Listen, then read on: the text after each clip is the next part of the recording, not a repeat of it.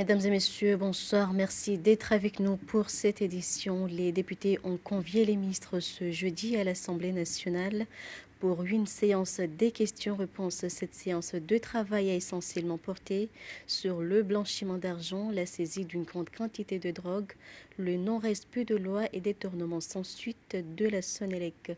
Reportage de Badriya Saïdomar et Salim Zarkachi.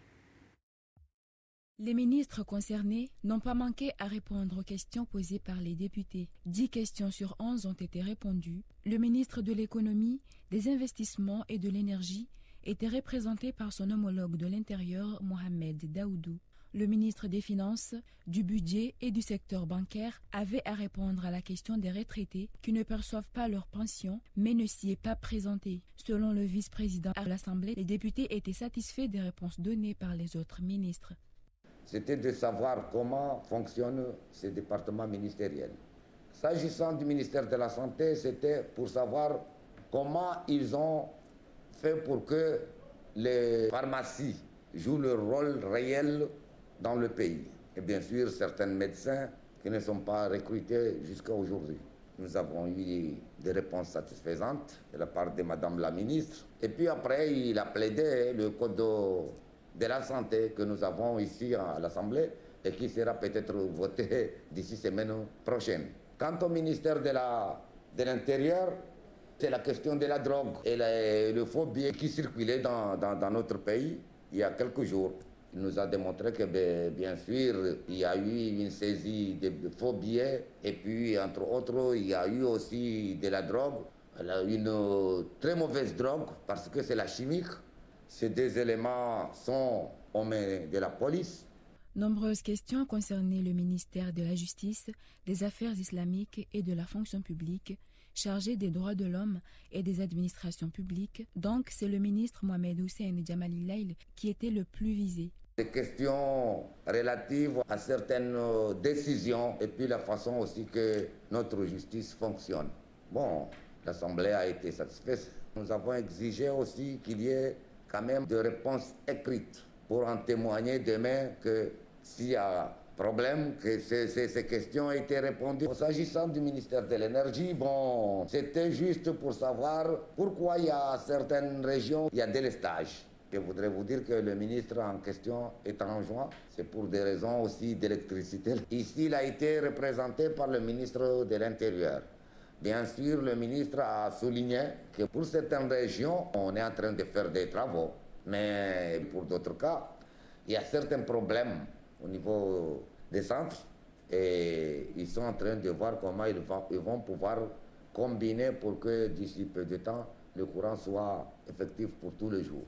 En ce qui concerne le ministre de l'Éducation nationale, il a rassuré que toutes les dispositions étaient prises pour la rentrée scolaire afin de protéger les élèves contre la pandémie du coronavirus.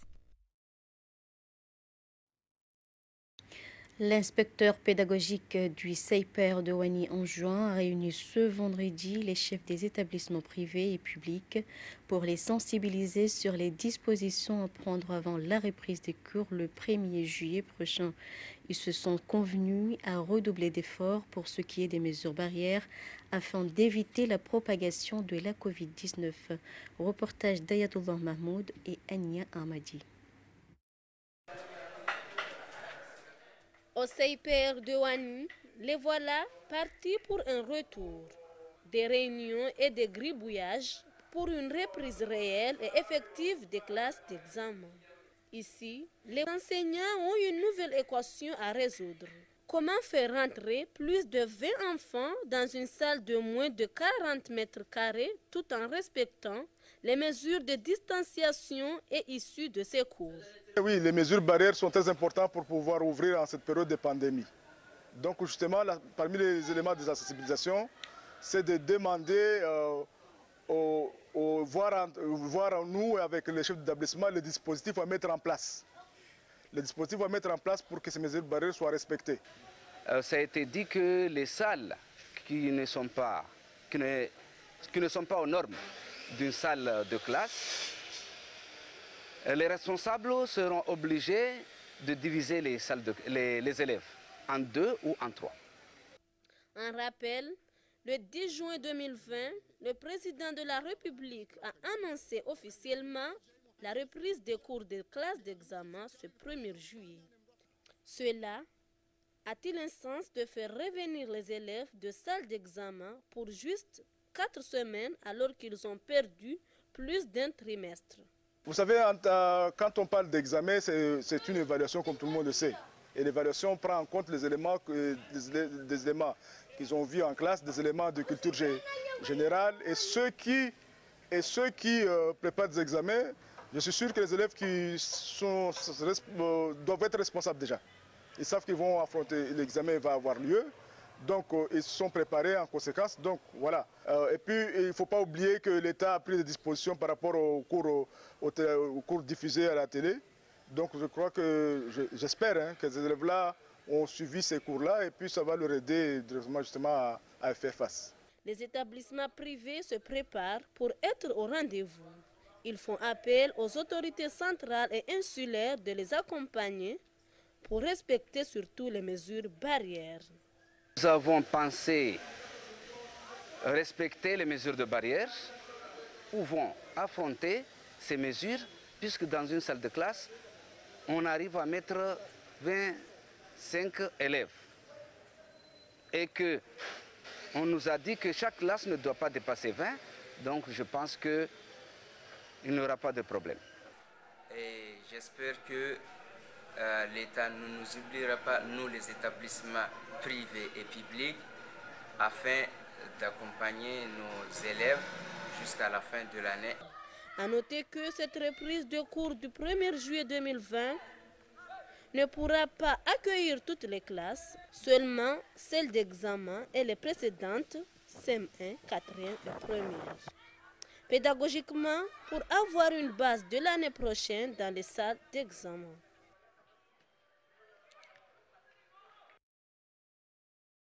La localité de Koua, une de la région de Mitsamiouli, s'est lancée ce jeudi dans une opération propreté. Cette dernière, soutenue par la diaspora, vise à promouvoir l'hygiène, vecteur de santé. Il s'agit là d'une initiative salutaire en cette période de propagation du Covid-19. Reportage d'Onliao Ayuba Abdallah et Ibrahim Mkavao. Koua, appuyé par la diaspora, l'association CCK, Coopération communautaire de Koua, prône pour la stabilité des mesures de protection et de prévention de lutte contre la Covid-19. Le Croissant Rouge comorien a aussi accompagné les habitants de Koua pour renforcer les mesures barrières et apporter leur aide à tout moment. On est ici à Koua Mitsamiouli, juste pour le but de l'aider à améliorer les conditions de sensibilisation et de prendre les mesures de barrières contre les Covid-19, ainsi que de mettre en marche une ouverture de comité local de cette village. Cadre à seau, eau de javel, masques artisanaux et matériel de nettoyage sont à leur disposition. Aux 4 coins de la localité, des seaux d'eau javelisés sont placés pour le lavage des mains. Des jeunes avec des appareils de pulvérisation désinfectent les places publiques et les personnes. Un groupe de jeunes sont là pour s'atteler à la fabrication des masques artisanaux. La production de ces derniers par jour s'élève à 300 masques de 11h à 17h. Un grand notable du village a salué l'initiative qu'a pris la diaspora en ce moment difficile et soutient ainsi le travail fourni par les jeunes du village. La Covid-19 est devenue l'affaire de tout le monde, chacun s'y met. Mais malgré tous ces efforts, les gens ne font pas attention à la distanciation physique d'1 mètre.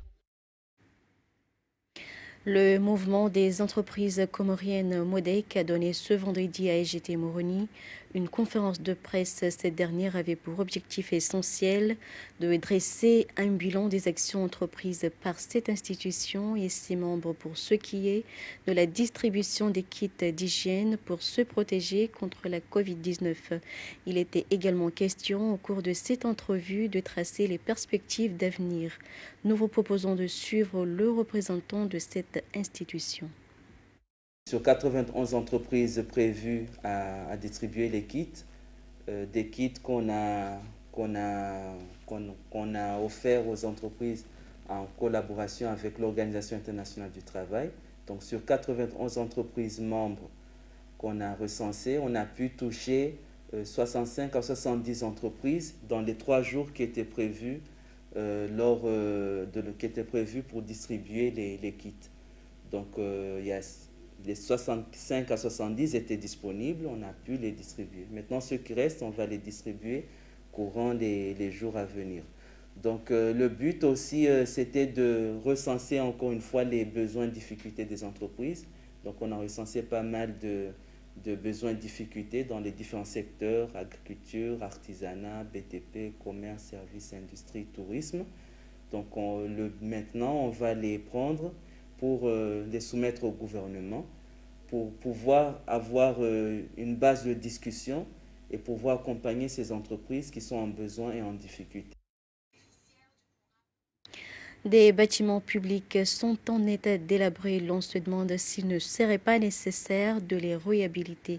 Swadri Saïd et Djaloudra Djabou ont fait ce constat. Je vous propose ces images. Ces images lugubres sont bel et bien les logements dédiés auparavant aux députés de l'Union des Comores. Ils sont délaissés, ils sont devenus des cabanes pour les animaux en divagation. Du coup, le gouvernement se trouve dans l'obligation de louer des maisons pour les ayants droit. Selon un constat, certains occupants de ces logements publics ne s'occupent pas de l'entretien en cas de dégradation. Nous avons constaté que les Comores, c'est un pays qui pense à l'émergence à l'horizon 2030. Alors, de ce fait, les autorités doivent veiller sur les endroits où il fallait les occuper, tels que les logements, les terrains, soi-disant, de l'État, qu'ils les aménagent et faire l'impossible jusqu'à ce que ces places-là soient appropriées au gouvernement et bien aménagées. Que le ministre de l'Aménagement ne laisse personne, je le dis bien, de s'emparer les biens de l'État comme ils veulent. Prenez un terrain de l'État et s'en approprier, non, c'est pas évident.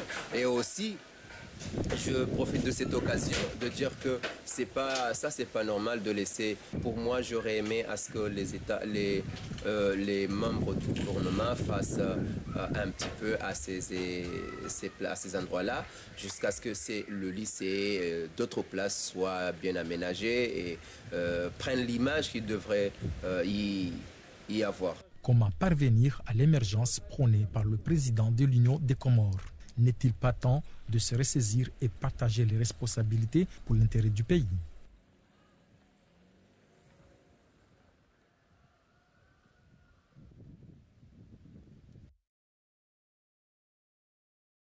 Autre volet de cette édition, une rencontre a eu lieu mercredi 17 juin à Nzouani entre les responsables du syndicat des chauffeurs de Ngazidja et de Nzouani en présence des forces de l'ordre et du procureur de la République de l'île. L'objectif est d'unifier ces syndicats qui regrouperont tous les membres des îles. Reportage de Saïd Ali Hachim et Lukman Kombo. Signature d'harmonisation des syndicats des chauffeurs Usukani Wamasiwa. La cérémonie a eu lieu à la coordination ce mercredi 17 juin. Différentes autorités assistent à cette signature. Des représentants du gouvernement, des forces de l'ordre et de la justice. Cette signature est aboutie après une longue sensibilisation. Actuellement, on est venu juste pour harmoniser les syndicats, c'est-à-dire avoir un seul statut sur les 3 îles. Cette démarche a été commencée il y a déjà 15 jours. On a commencé, c'est-à-dire la sensibilisation, parce que vous savez ce qui était ici, c'était vraiment difficile.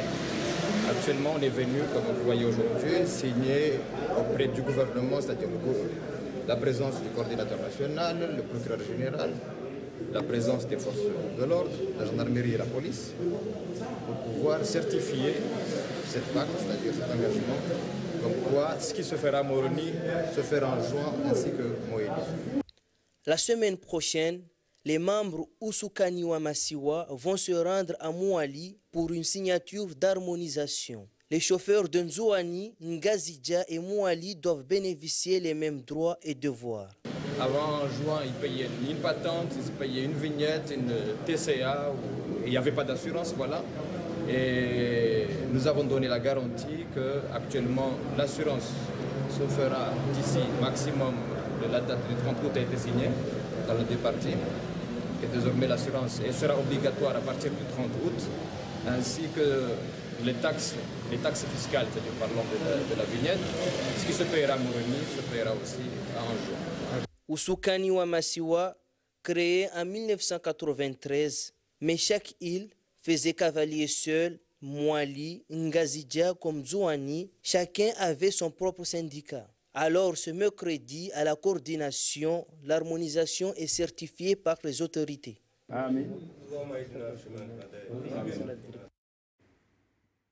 Et en international, la protection accordée à 700 000 migrants ont été validée par la Cour suprême américaine qui inflige là un revers majeur pour Donald Trump. À l'occasion des commémorations du 80e anniversaire de l'appel du 18 juin, Emmanuel Macron s'est rendu à Londres pour décerner la Légion d'honneur à la capitale britannique. Au Burundi, le nouveau président Ndayishimiye a prêté serment avec 2 mois d'avance. Reportage de France 24 et Euronews. Nkurunziza, mort brutalement il y a 10 jours. Lui était au pouvoir depuis 15 ans.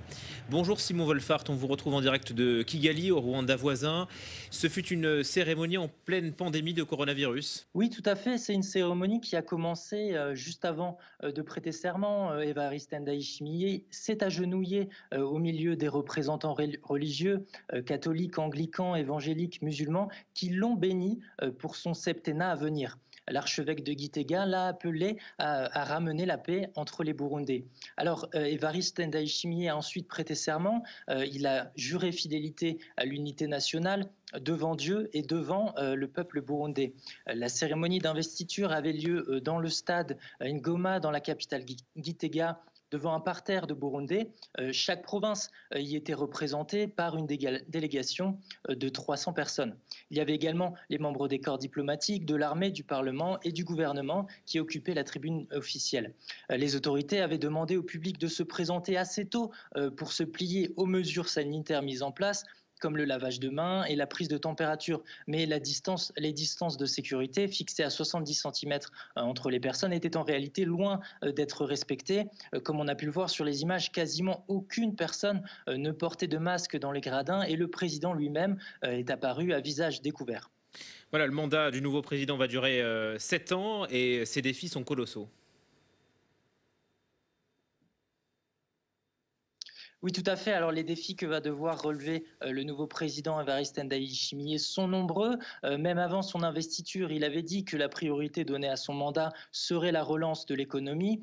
Aujourd'hui, selon la Banque mondiale, 3 Burundais sur 4 vivent sous le seuil de pauvreté et 1,7 million de Burundais sont en situation d'insécurité alimentaire sévère. Alors, pour sortir de ce marasme économique, le président devra probablement attirer les principaux bailleurs de fonds du Burundi, à savoir l'Union européenne et les pays européens, qui imposent des sanctions au pays depuis 2015. Mais ces bailleurs semblent prêts à accorder une chance au nouveau président. Certains analystes estiment donc qu'il pourrait chercher à sortir son pays de la politique isolationniste qu'avait mis en place son défunt prédécesseur du même parti, Pierre Nkurunziza. Cependant, le groupement indépendant de journalistes SOS Burundi relevait que lors de l'inauguration, Evariste Ndayishimiye avait tout de même averti la communauté internationale qu'il n'accepterait pas d'être obligé à ouvrir un dialogue, mais que le dialogue se ferait selon les règles du Burundi. Alors l'autre défi, ce sera évidemment de répondre à l'épidémie de Covid-19 qui semble se répandre dans le pays. Officiellement, le Burundi a recensé 104 cas de Covid-19 pour un seul décès, mais certains médecins et journalistes indépendants font part de nombreux cas de décès de personnes présentant les symptômes du virus et qui, selon eux, seraient exclus des chiffres officiels.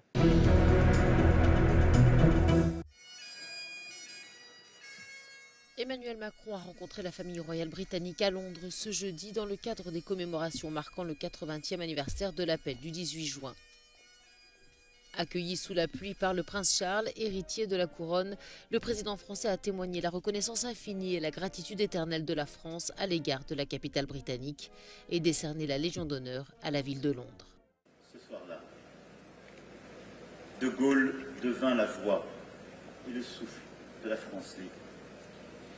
Il éleva la flamme de la résistance plus haut qu'un phare, pour que son faisceau d'espoir depuis les rives de la Tamise porte sur tout le sol de France. L'homme qui allait porter à bout de bras le destin d'un pays à bout de souffle.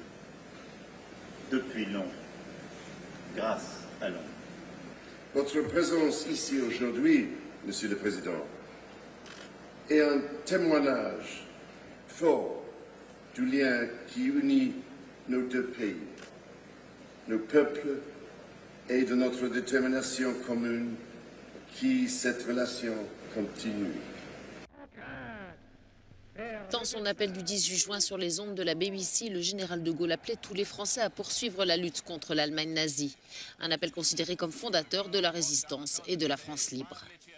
Avant de s'envoler pour Londres, Emmanuel Macron avait célébré à Paris ce 80e anniversaire avec notamment une performance aérienne franco-britannique destinée à illustrer l'amitié entre les deux pays.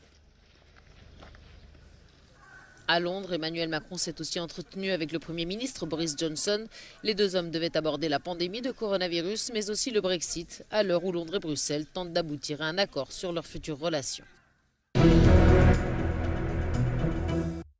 On les appelle les dreamers, littéralement les rêveurs, mais attention, cela ne signifie pas que ces quelques 700 000 jeunes migrants aspirent à un statut qu'ils auraient peu de chances d'atteindre. Ils sont tout simplement dans la posture qui définit l'identité même de la citoyenneté américaine. Ils revendiquent en fait le droit d'adhérer au rêve américain. Certes, ils ne sont pas des citoyens au sens constitutionnel, mais ils le sont concrètement au sens étymologique, c'est-à-dire qu'ils sont des habitants de la cité. Et c'est bien cela qui a été reconnu par la Cour suprême des États-Unis, l'institution la plus puissante du pays, celle vers qui on se tourne quand tous les autres recours législatifs ont été épuisés. 5 juges sur 9 ont offert leur protection à ces immigrés de moins de 30 ans, arrivés clandestinement pendant leur enfance aux États-Unis.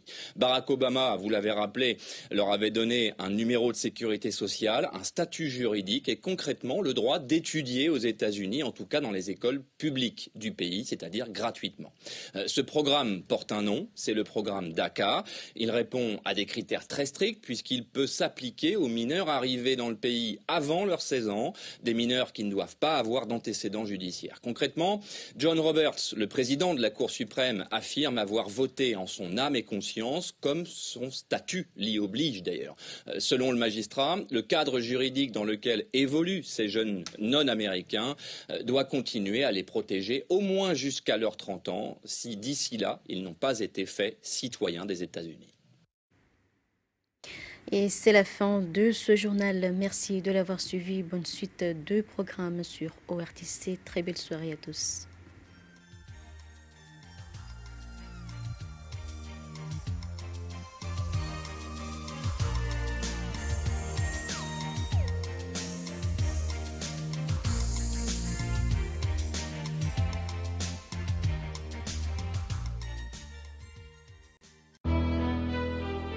Selector.